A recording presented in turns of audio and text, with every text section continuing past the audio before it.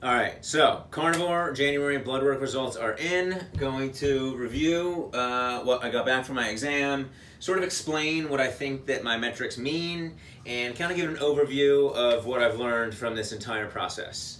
So, as for the results themselves, the four big metrics with a cholesterol bloodwork exam are going to be total cholesterol, LDL, HDL, and triglycerides. My total cholesterol and my LDL were super high. Total cholesterol was 330 when it's recommended to be under 200. My LDL was 221 when it's recommended to be under 100. And kind of on the other end of the spectrum, my HDL and my triglycerides were both super good, really to extremes. So my HDL was 95 when it's recommended to be over 40, and my triglycerides were 44 and it's recommended to be under 150.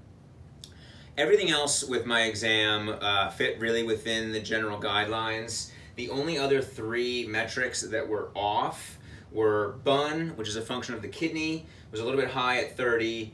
My ALT, which is a function of the liver, was a little high at 61. And my white blood cell count was a little bit low at 3.3, but my doc did suggest that probably just a retest would show those being accurate and a little bit more in range. So really, what did I do with that information then? So there's a really fabulous website called cholesterolcode.com. It's run by a gentleman named Dave Feldman, and the website really challenges the beliefs of cholesterol and their impact on our health and cardiovascular disease.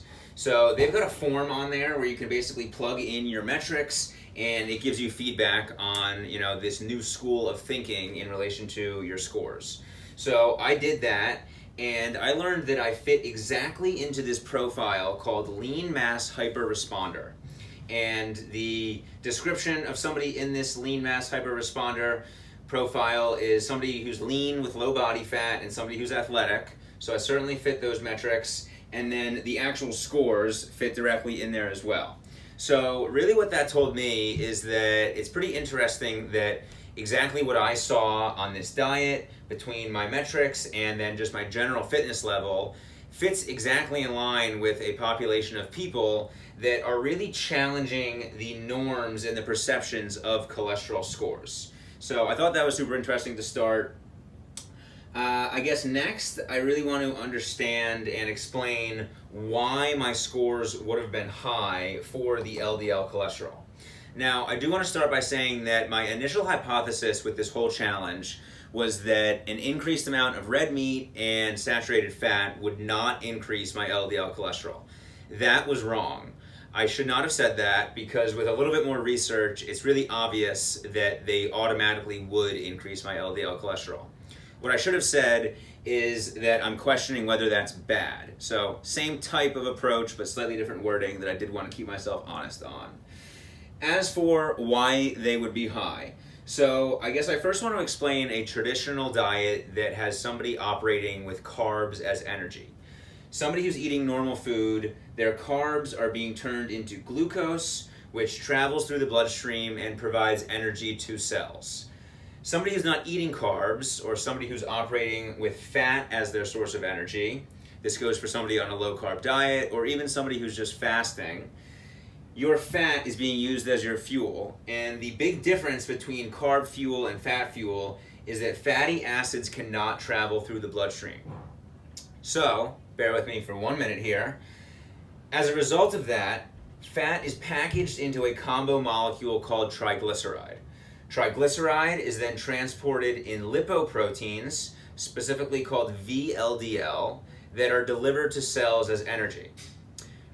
That VLDL is then remodeled into LDL. So that explains why somebody who's operating on a fat-fueled diet would have a high level of LDL, because that is really the primary source of energy. So once I understood that, then I need to understand, well then what's the whole cholesterol debate? What happens with cholesterol at that point that's so bad? So for the majority of cholesterol, it is then recycled by the liver. That's totally cool, normal, healthy. The problem is when cholesterol then exits the bloodstream and leads to a buildup of plaque in arteries, which leads to inflammation, which leads to cardiovascular disease, heart disease, strokes, like literally every other type of chronic illness that we attribute to cholesterol is ultimately from that plaque buildup in our arteries and inflammation. So when I learned that, I thought it was super interesting to relate it back to my Whoop metrics.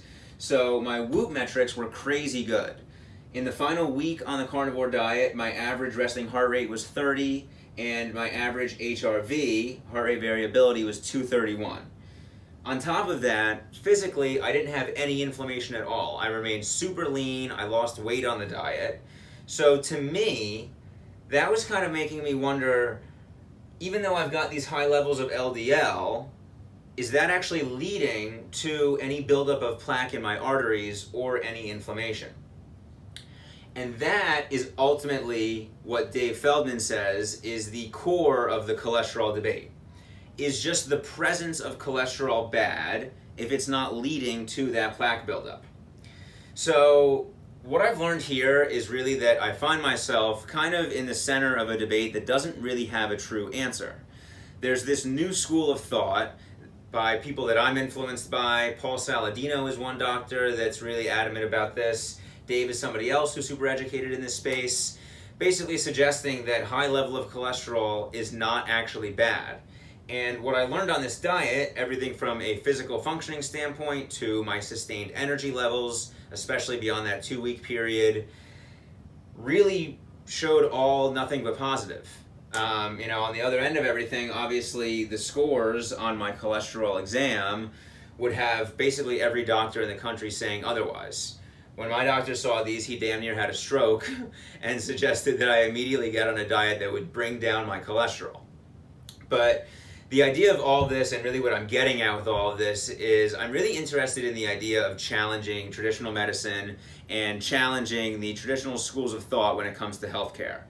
My doctor did suggest a diet that would decrease my cholesterol, but super frequently, if somebody went into a doctor and had these scores, they would immediately put on some statins, which fall right in line with the diagnose, prescribe, profit model of healthcare and big pharma that I am really learning to question. A lot of my health progress has come from avoiding a lot of the recommendations of government health advice or big pharma health advice, and I've seen nothing but positive results by following that type of thinking. So I totally subscribe to this new age model and this new age kind of quest to understand if cholesterol is totally bad. One thing that I will mention in relation to my scores, so LDL cholesterol and increase in LDL cholesterol has been associated with an increased level of cardiovascular disease risk. But in addition to that, high levels of HDL cholesterol and low levels of triglyceride do show a decrease in cardiovascular disease risk. And as I showed over here, I've got insanely positive HDL and triglyceride numbers, high HDL and really low triglyceride. So ultimately, like I said, there's not totally an answer for this debate. It's really interesting to see myself fall directly in line with other people in this lean mass hyperresponder profile. And ultimately what I'm taking away from this is that my body functioned really properly and really effectively on this diet. But at the same point, I'm looking for a diet that's really sustainable for my lifestyle. Going fully carnivore isn't something that I'm expecting to do long term. But introducing carbs, but remaining low carb, high fat is something that I would totally be interested in and something that I'll like to experiment with moving forward. So that's really where everything stands coming off the heels of my blood work. Right now I am in this transition period before I move to my plant-based month. And when I do go plant-based, I'm really expecting to see these scores come down, specifically that LDL should come down. I don't totally know what's going to be happening with the rest of them, but that's sort of what I expect to see. I'm super pumped that I have the Whoop data on the side to kind of compare energy levels and just day-to-day function. But as a whole, that's really where we're at with everything. This is sort of the halftime of my challenge and this diet quest. Learning a ton. I think this is super interesting.